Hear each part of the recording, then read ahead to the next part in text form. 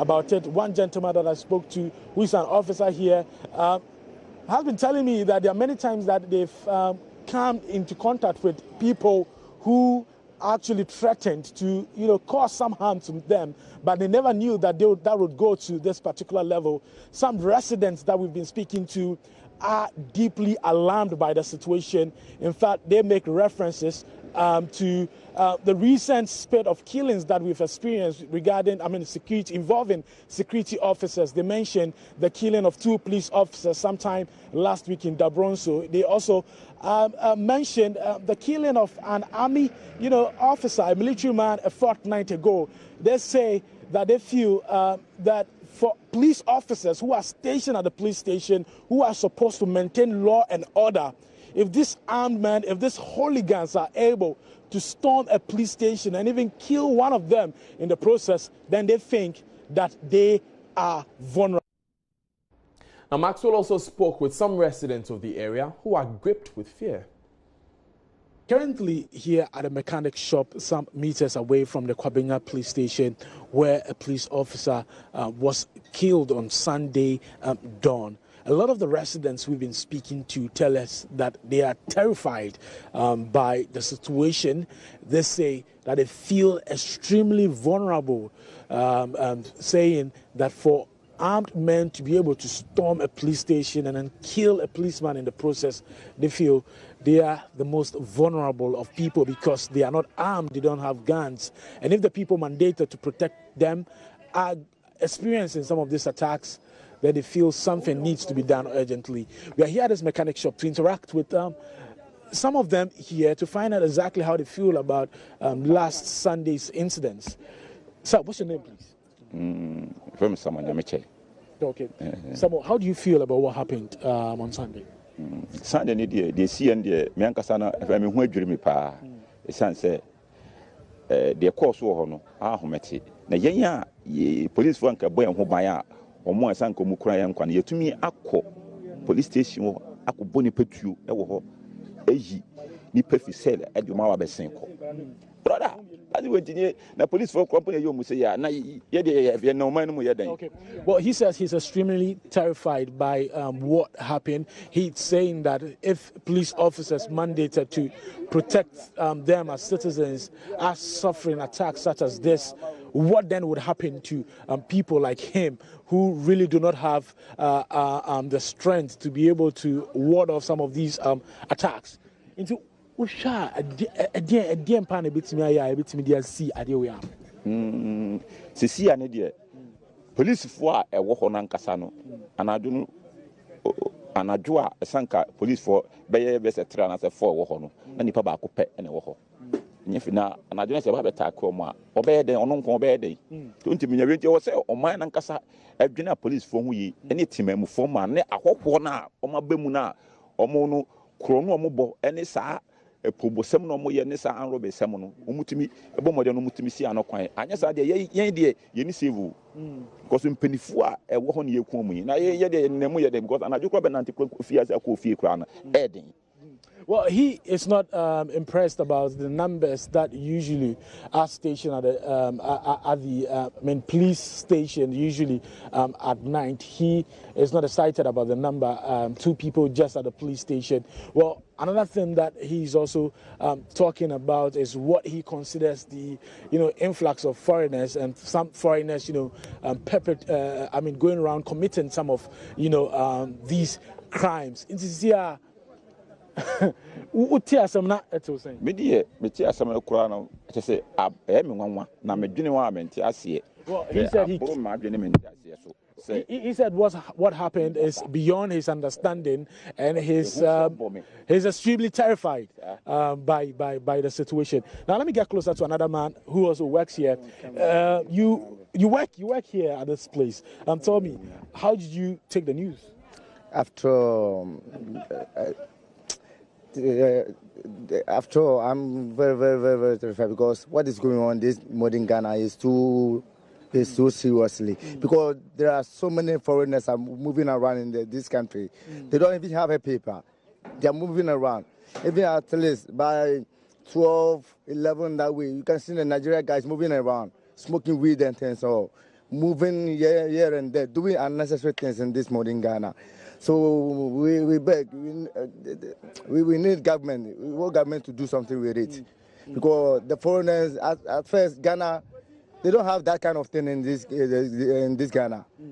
But at least, what is going on, I can see that foreigners, those Nigeria guys and things, Lebanese people, they just spoil the people in this Ghana. You keep saying foreigners, making reference to Nigerians. Are you saying that because one of the suspects who is currently on the run is a Nigerian? Are you saying that because of this? Or you've seen... No.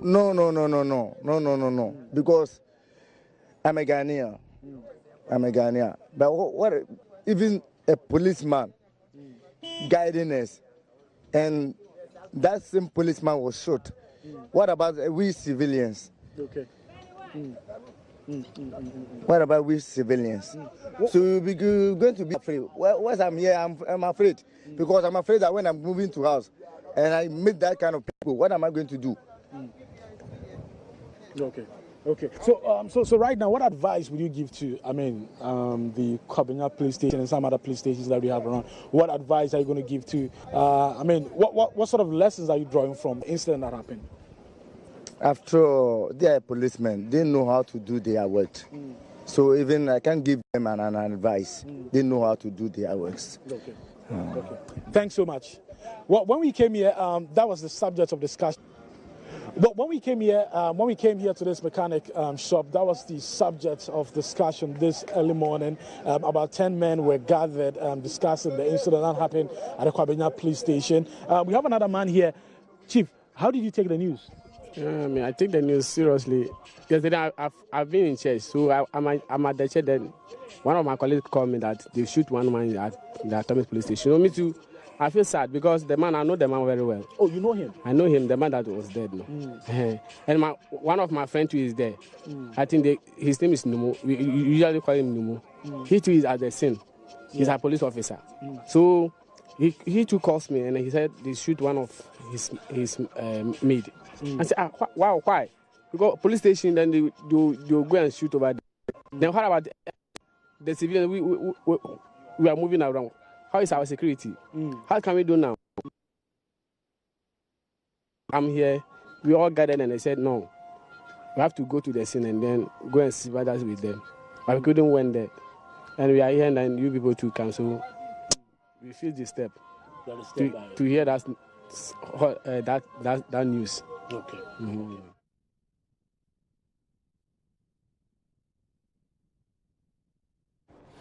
Those are some worried residents of the Kwabenya area. They live near that police station where that happened. Now, the death of Inspector Emmanuel Ashile at Kwabenya police station on Sunday has raised concern about the safety of police officers on duty. At the last count, Ghana's police-citizen ratio was 1 to 847, which means our officers are already stretched in protecting the population. Also, these officers complain about the shortage in logistics for their work, which means they are endangered in the line of work as they are unable to protect themselves. This morning on Joy FM Super Morning Show, an officer speaking on condition of anonymity appealed to government to properly resource them. The killing of policemen today is just too much on the rise. Within this month, 8 of us are gone. It's just alarming. Is it a crime for us to wear the uniform just to protect and maintain orders? Is it a crime? Are we also not from families? Have you people not referred to us as police being a friend to the public? Why must you direct your anger on the police? A poor police person. A poor police person who lacks logistics, not for any fault of theirs, but for the failure of the state. You know, the provision in the Constitution, Article 200 downwards, provided for that there should be a police force, non-police service, which should be well equipped. When you talk about well-equipped police, you're talking about a police with, communication gadgets, an arm. You can think about them. Here is the case, we go for duties. I can cite a case about a week ago in Tema. when a civilian was chased by armed robbers, he was running. He realized armed robbers were after him.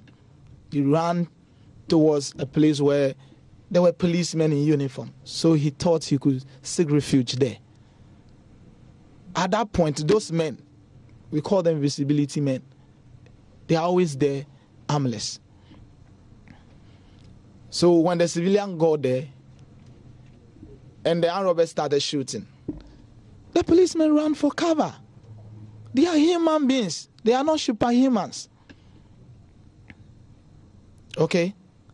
For me, I'm not here to chastise the leadership. They are doing what they can do within their capacity, with the constrained logistics they have. But our political leaders who control the affairs should take security matters serious. In fact, all of the things we call development, without peace and order, no one enjoys them. If there is no peace and order, if your security is not well put, forget about the development. Okay? So let us prioritize security as a matter of urgency. Other than that, I fear for my country. Now, you said earlier we shouldn't belabor the point that the police are constrained logistically. But from what you're saying, that appears to be the entire point. That appears to be the entire issue. The police, from what you're saying, don't have the logistics. You talk about arms, they are not armed. In this example, we're talking about a monitoring inspector who was driving his own vehicle, had no backup team. So is it really not back to logistics? Is that not the whole problem? I just don't want to mention instances of these incidents. Okay? Yes, it's all about logistics. It is all about logistics. I walk around without walkie-talkie or without communication gadget. Whatever happens to me on the street, if my personal phone gets off, I'm not able to call for reinforcement. Okay? But per our procedure, you are always on duty. You are always on duty, especially when you are in uniform. So if you look at what happened yesterday, I don't know if you were following social media yesterday, when some two men, policemen, were going for duty and they heard of an accident, okay? Because they are always on duty, they decided to help that situation. So they got there, pick up the injured persons. On their way to the hospital, they were also involved in accidents. One of them died. The other is hassling with life today. Do you see how dangerous our work is? Okay, so if we are always talking about $1 million going for this, going for that, are we also, providing safe for security? Because, like I can't just help it. But to say that, in fact, stakeholders, the powers that be, need to pay particular attention to our security issues. How much will it take for the state to provide CCTV cameras for all the police stations? I went to a boutique the last time, a very small container. The person was having CCTV camera, and I was like, wow. But a whole police station, assuming we're having a CCTV camera and all of this thing happened, these are unforeseen instances. But if we were to have cameras, some pics would have been captured.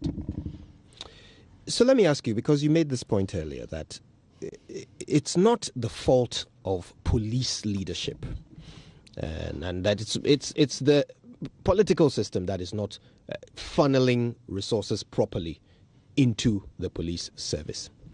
How do you know this? How do you know that your leaders are actually demanding and requesting what the police need in order to be effective? In fact, I've been with the service for the past 12 years, and I know how constrained situations are. And our leaders kept, calming us down. We always complain to them. Our leaders are not happy the way we are being killed. We are the very people that do all the work and they take the credit. You hear the command of that, that individual command or commander cannot do all the work. It is the men, the other ranks that do most of the work. But how many other ranks on the streets you see them with sidearms? You know, there is this, problem between senior officers and other ranks, for which I always will, appeal to my other ranks colleagues that they should exercise some patience when they're dealing with those things with our officers. They always complain that our officers sit in the office and they are rather armed with sidearms, and those of us on the streets walk without anything. But they are not the cause. To me, they are not the cause. That is how the system has been structured. And I think there should be a paradigm shift in the way we do things. In this sophisticated era of, this global, 21st century way of policing, those things has to be discarded with. The police of